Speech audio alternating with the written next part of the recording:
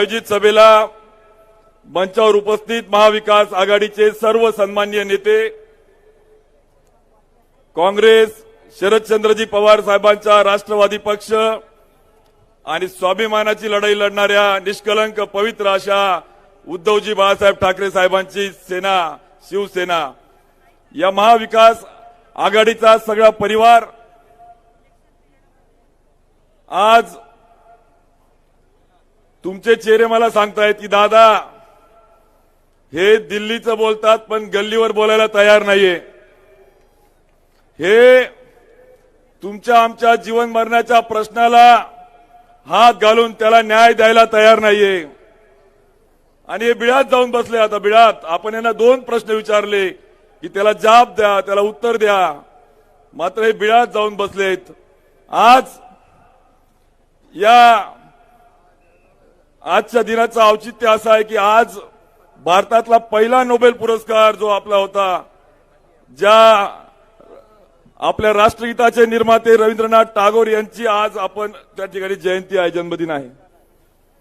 त्यांना अभिवादन करत असताना एका बाजूला राष्ट्रगीत लिहिणारे कवी आमचे रवींद्रनाथ टागोर आणि दुसऱ्या बाजूला आमच्या बहिणाबाईंची भूमी, की ज्या कवयित्रींनी आम्हा सगळ्यांना एक चांगल्या पद्धतीने जगण्याची एक ऊर्जा आणि उर्मी आम्हाला दिली. आणि म्हणून आज मला आपल्याला स्पष्ट मुद्द्यावर मी येतो की आपल्या जिल्ह्याने गेल्या 10 वर्षामध्ये जामनेरचा असा मंत्री दिला की जो नंबर 1च्या आणि नंबर 2 म्हणजे मुख्यमंत्र्याचा जवळचा मंत्री म्हणून आपण बघितला. बरोबर आहे. हा मुख्यमंत्र्याच्या जवळचा नंबर 1च्या जवळचा मंत्री जिल्ह्याला नंबर 1 वर न्यायचं तर विसरून गेला, पण नंबर 2चे पैसे कमवायच्याच मागे लागला.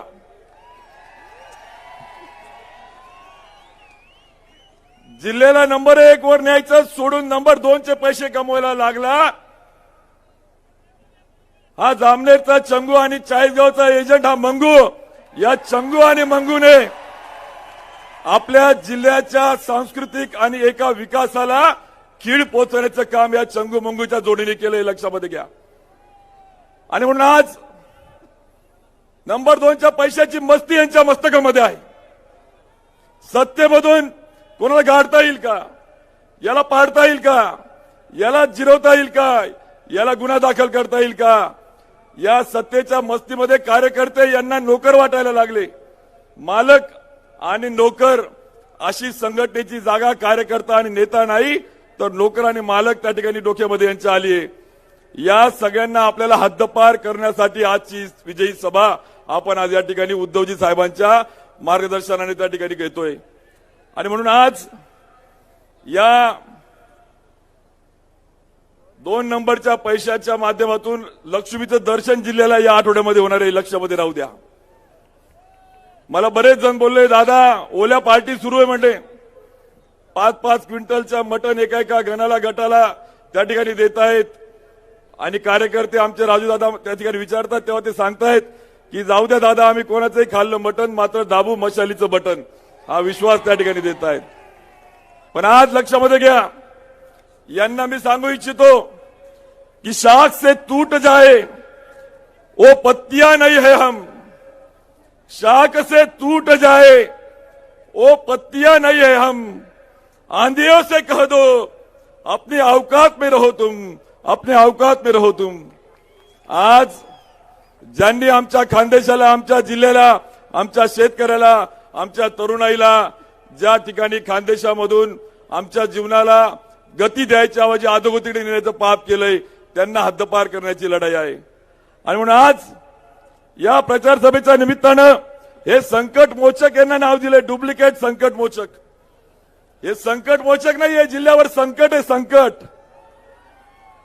अहो आमच्या अंमळनेरच्या मंगळग्रहाच्या मंदिरामध्ये जूनच्या 4 तारखेला त्यांनी सांगितलं, जून महिन्यामध्ये मागच्या वर्षी, की मी मुंबईला जाऊन कापसाच्या संदर्भामध्ये, आता आमच्या प्रतिभाताईंनी सांगितलं आंदोलनाचं, पण कापसाच्या संदर्भात मी चांगला तोडगा काढतो आणि कापूस उत्पादकाला न्याय द्यायचा प्रयत्न करतो.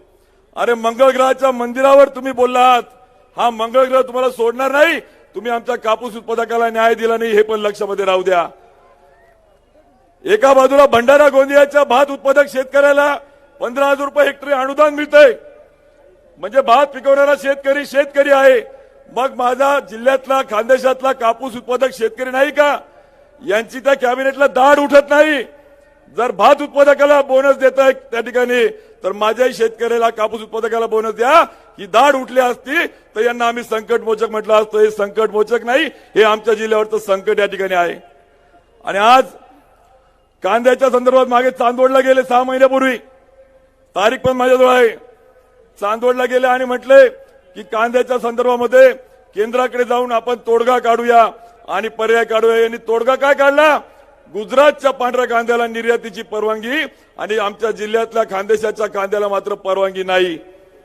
मग आमच्या जिल्ह्यातले खानदेशातले नेते कॅबिनेटला जाऊन झोप काढत असतील तर यांना सत्तेवर राहण्याचा अधिकार नाहीये, हे लक्षामध्ये घ्या भावांनो. आणि म्हणून आज केळीच्या संदर्भामध्ये माझा खानदेश हा केळीचा प्रदेश, आशिया खंडात सगळ्यात जास्त केळीची लागवड माझ्या जळगाव जिल्ह्यामध्ये आहे. पण केळीला मनरेगा लागू करायची म्हटली तर यांचा अभ्यास करायला वेळ कुठे? यांना हे फोनवर बिझी, ऑनलाईन. यांना वेळ नाहीये. यांना कुशल काय, यांना अकुशल काय, शाश्वत शेती, बिना कर्जाची शेती, माझ्या शेतकऱ्याला कर्जाच्या विळख्यातून बाहेर काढून त्याला भांडवली खर्च कमी करून त्याला ताट पाण्याने जगण्याचं आमचं मनरेगाचं धोरण करता येईल का? यांना त्या बैठका घ्यायला वेळ नाहीये यांना. आणि म्हणून केळी उत्पादक शेतकऱ्याला न्याय नाही, कापूस उत्पादक शेतकऱ्याला न्याय नाही, कांदा उत्पादक शेतकऱ्याला न्याय नाही. आणि तुम्हाला सांगतो की ज्वारीच्या शेतकऱ्यांची तर 48,000 हेक्टरवर ज्वारीची लागवड केली, 350 कोटी रुपये म्हणजे 1,000 रुपये कमी भावाने ज्वारी विकावं लागते. आणि म्हणून आज शेवटचे 3 मुद्दे मी घेतो 3 मिनिटात, की मातृशक्ती आणि महिलांच्या नावाने त्या ठिकाणी आज भाजपाचे नेते कांगावा करतायत. जामनेरचे लोक हे महिला सशक्तीकरणाच्या गोष्टी करताय, हास्यास्पद आहे, हास्यास्पद. जामनेरचे लोक महिला सशक्तीकरणाच्या गोष्टी करतायत आणि मग नंदुरबारच्या सभेमध्ये दारूच्या बॉटलवर महिलांचे फोटो लावून विक्री करा म्हणणाऱ्यांना तेव्हा लाज नव्हती वाटत का या गिरीश महाजनांना? आणि आता महिला सशक्तीकरणाच्या गोष्टी करतात. अरे एवढीच महिला सशक्तीकरणाचा तुम्हाला पुळका होता तर का त्या स्मिता वाघांचं 2019चं तिकीट कापलं? त्यावेळेस तर त्या दूध संघात निवडून आल्या, तर आता तर पराभूत झाल्या, आता मार्केटला पडल्या, दूध संघात पडल्या. उलट त्यावेळेस त्यांना का तिकीट दिलं नाही? यांना यांचा पट्टू बसवता खाली पंटर म्हणून मला लोकसभेत पाठवलं यांनी.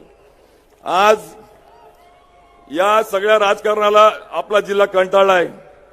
आणि म्हणून तुम्हाला सांगतो, लक्षामध्ये घ्या की यांची निष्ठा सांगताय, निष्ठावान उमेदवार आहे, निष्ठावान. यांची निष्ठा तपासा. BS साहेबांच्या विरुद्ध काम अंमळनेरमध्ये, शिरीष चौधरींच्या विरुद्ध काम, अनिल भाईदास पाटील यांच्या विरुद्ध काम, आणि हे निष्ठेच्या गोष्टी करताय, निष्ठेच्या गोष्टी. आणि म्हणून लक्षामध्ये घ्या की आज या सभेच्या निमित्तानं मला सांगावंसं वाटतं की 25 तारखेला यांनी फॉर्म भरला सतीशांना उमेदवाराचा भाजपाच्या. 25 तारखेला, 25 तारखेचा दिन कोणता होता? तर DNA दिन होता, DNA दिन. मी जे बोलतो की आमच्या एखाद्या व्यक्तीचा विरोध करत असाल अण्णा तर एका पातळीपर्यंत केला पाहिजे आप्पासाहेबांनी. म्हणजे एका व्यक्तीचा विरोध करताना यांनी रेमंड मधले लेवा समाजाचे कामगारांना काढून टाकलं. तुम्हाला एका व्यक्तीचा विरोध करत असाल, द्वेष करत असाल, पण कोणत्या जातीचा द्वेष करण्याचा तुम्हाला अधिकार नाही. लेवा समाजाचे सगळे रेमंडचे कामगार काढून टाकले. अहो इंग्रज तरी पाठीवर मारायचे, हे पोटावर मारता. हे आधुनिक इंग्रजांची अवलाद आपल्याला हद्दपार करायची, लक्षामध्ये घ्या. आज एका बाजूला लेवा समाजाचा नेत्याच्यामुळे द्वेष करायचा, दुसऱ्या बाजूला ज्या वाल्मिकी ऋषींनी मशालाच्या प्रकाशामध्ये रामायण लिहिलं त्या आमच्या कोळी समाजाला जातीचे दाखले नाही, व्हॅलिडिटी नाही. आणि म्हणून आपण बघतोय की दुसऱ्या बाजूला कोळी समाज देखील त्या ठिकाणी आज रस्त्यावर येतोय, आज त्या ठिकाणी आंदोलन करतोय. आणि म्हणून आज आपल्या शहरातले वेगवेगळे पदाधिकारी ढोल ताशामध्ये या सभेला येत आहेत, त्यांचं देखील आपण टाळ्या वाजवून स्वागत करूया, मनापासून त्यांचं स्वागत. आज महात्मा फुलेंनी इंग्रजांच्या विरुद्ध आसूड ओढला आणि आपल्याला सुद्धा या आधुनिक इंग्रजांच्या विरुद्ध आसूड ओढावा लागणार आहे आपल्याला, लक्षामध्ये घ्या. आणि म्हणून आज या सभेच्या निमित्तानं सबका साथ सबका विकास नारा देणारे भाजपा तोडाफोडा आणि राज्यकराची राजनीती त्या ठिकाणी करतायत. मी या सभेच्या निमित्तानं जास्त न बोलता एवढंच या ठिकाणी सांगेल, एक जल्लोष आपण बघतोय सगळ्यांमध्ये. या सभेमधून एक उत्साह उमंग त्या ठिकाणी दिसतोय. शिवसैनिकांमध्ये, काँग्रेस राष्ट्रवादीच्या कार्यकर्त्यांमध्ये एक जल्लोष, एक विजयी सभाचं या ठिकाणी चित्र तयार होतंय. परंतु लक्षामध्ये घ्या भावांनो, आता बसून घ्या, कार्यकर्त्यांनी बसून घ्या, शिवसैनिकांनी पदाधिकारी बसून घ्या.